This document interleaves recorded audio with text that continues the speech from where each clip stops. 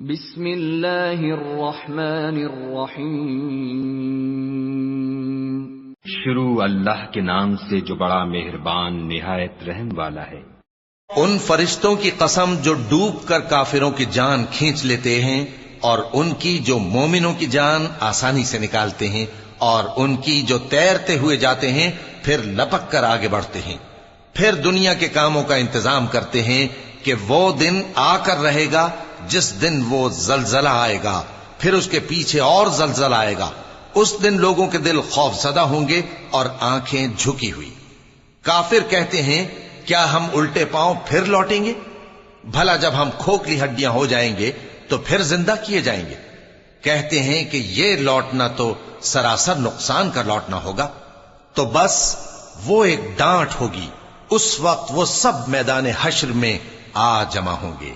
بھلا تم کو موسیٰ کی حکایت پہنچی ہے جب ان کے پروردگار نے ان کو پاک میدان یعنی طوٰ میں پکارا اور حکم دیا کہ فرعون کے پاس جاؤ کہ وہ سرکش ہو رہا ہے، پھر اس سے کہو کہ کیا تو چاہتا ہے کہ پاک ہو جائے اور میں تجھے تیرے پروردگار کا رستہ بتاؤں تاکہ تجھ کو خوف پیدا ہو؟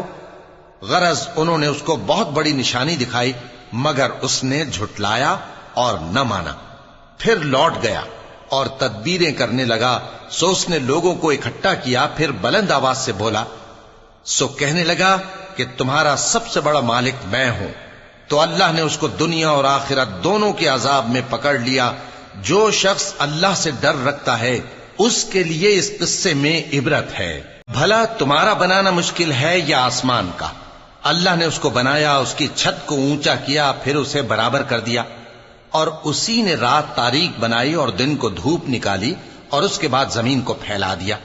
اسی نے زمین میں سے اس کا پانی نکالا اور چارہ اگایا اور اس پر پہاڑوں کا بوجھ رکھ دیا۔ یہ سب کچھ تمہارے اور تمہارے مویشیوں کے فائدے کے لیے کیا۔ پھر جب وہ بہت بڑی آفت آئے گی اس دن انسان جو محنت وہ کرتا رہا یاد کرے گا، اور دوزخ دیکھنے والے کے سامنے لا کر رکھ دی جائے گی۔ اب جس نے سرکشی کی اور دنیا کی زندگی کو مقدم رکھا تو اس کا ٹھکانہ دوزخ ہی ہے۔ اور جو اپنے پروردگار کے سامنے کھڑے ہونے سے ڈرتا اور نفس کو بیجا خواہشوں سے روکتا رہا تو اس کا ٹھکانہ بہشت ہی ہے۔